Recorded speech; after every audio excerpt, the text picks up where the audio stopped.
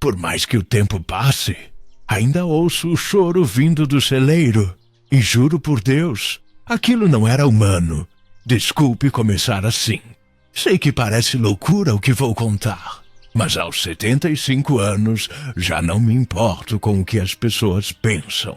A morte está por perto, e antes que ela me cale de vez, quero deixar registrado o que realmente aconteceu naquela fazenda faz tanto tempo. Mas ainda me lembro do cheiro da terra molhada, do som das cigarras à noite e do ranger das portas de madeira.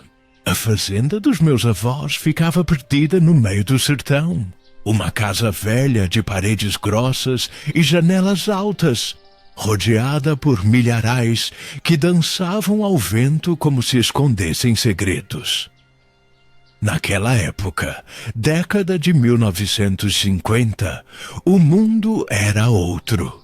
Não havia luz elétrica em toda a região. À noite, só lamparinas e o clarão do luar. Meu avô, homem rígido e de poucas palavras, cuidava do gado e da plantação. Minha avó, mulher de fé, rezava o terço todas as tardes, ajoelhada diante de um pequeno altar de madeira. Eu era apenas um menino curioso de 14 anos, que gostava de andar descalço pelos corredores e ouvir histórias de assombração que os trabalhadores contavam. Foi num desses fins de tarde que tudo começou. Lembro que o sol se escondia atrás dos montes e um vento frio descia do mato. Os bois mugiam inquietos e os cachorros começaram a latir para o nada. Meu avô dizia que era presságio de chuva, mas a chuva nunca veio. Naquela noite, ouvi passos do lado de fora da janela. Não era o som leve do vento, eram passos lentos, arrastados, como se alguém estivesse caminhando descalço na terra seca.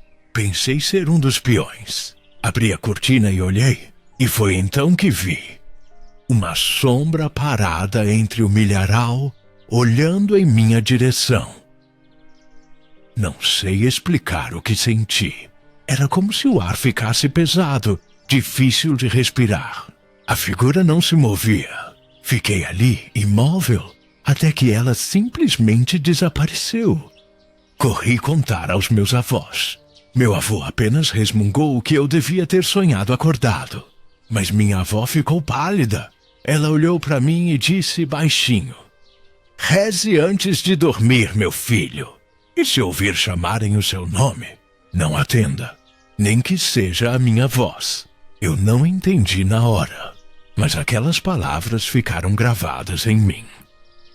Nos dias seguintes, as coisas começaram a mudar. Os animais estavam cada vez mais agitados. As galinhas pararam de botar. E à noite, as lamparinas balançavam sozinhas, mesmo sem vento. Certa madrugada, acordei com alguém me chamando. "Menino!" A voz vinha do corredor. Era suave e feminina e parecia familiar.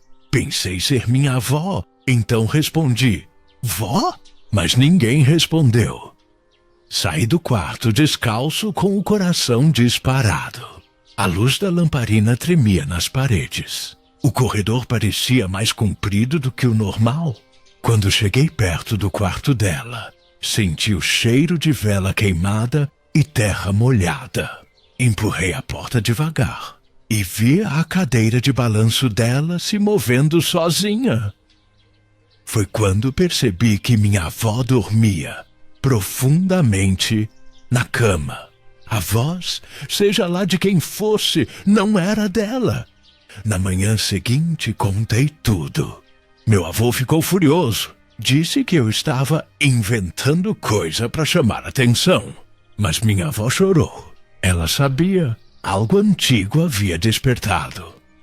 Nos dias seguintes, comecei a ver vultos pelos cantos da casa. Sombras que pareciam me observar e depois se desfaziam no ar. Os trabalhadores começaram a pedir demissão.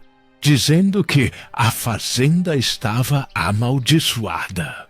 Meu avô não acreditava em nada disso, mas eu via o medo nos olhos dele toda vez que o sol se punha. Uma noite, escutei novamente o choro. Um som agudo, arranhado, vindo do celeiro. Peguei uma lanterna e saí. O vento estava frio e o caminho até lá parecia mais longo do que de costume.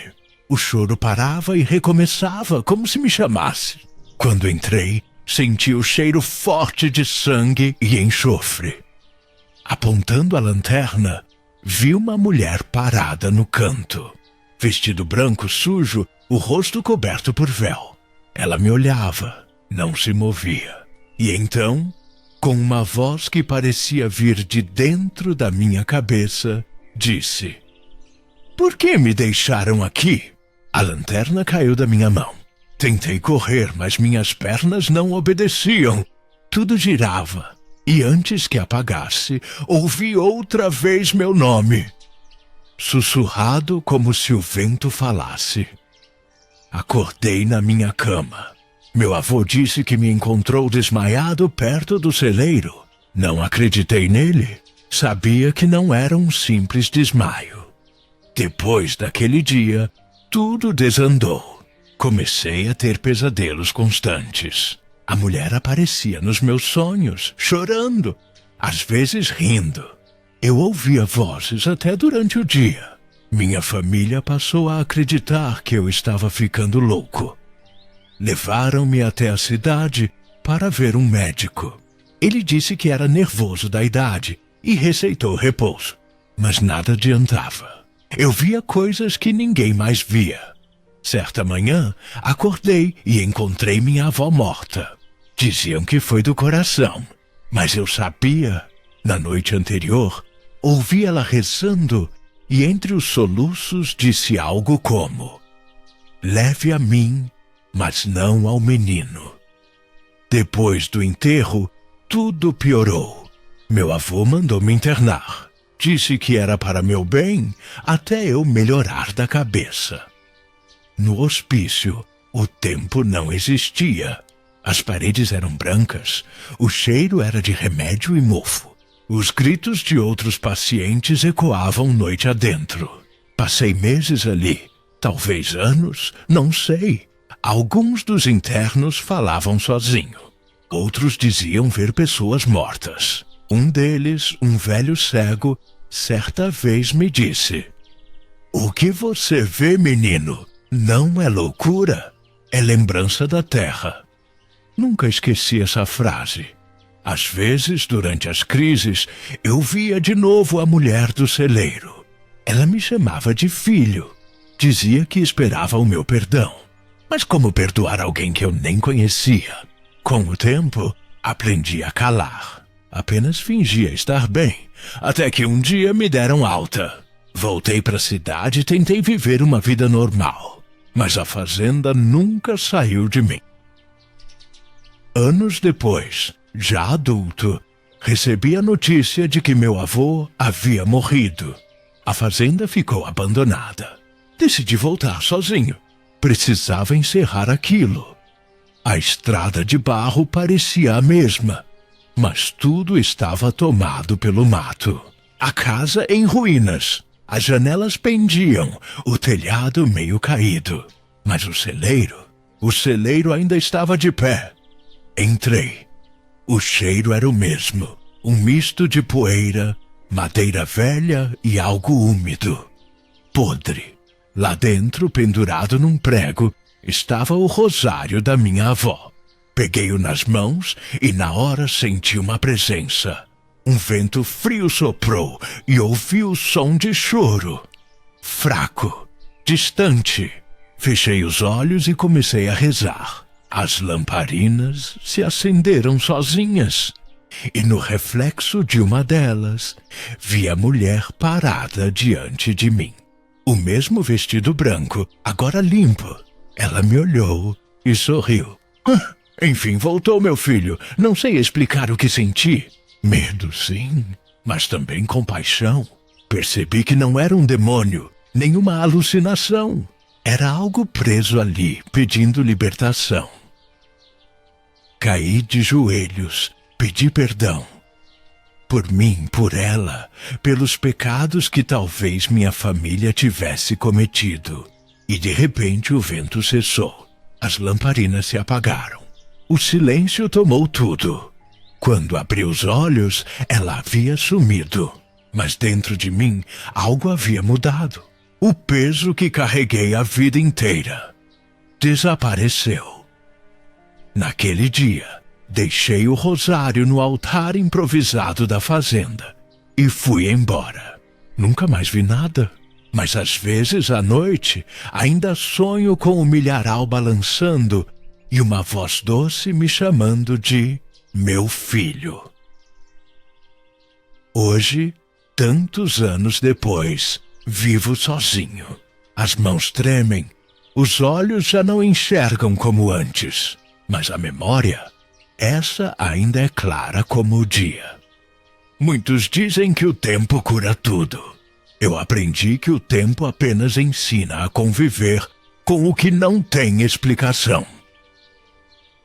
Conto isso agora porque sinto que o fim está próximo.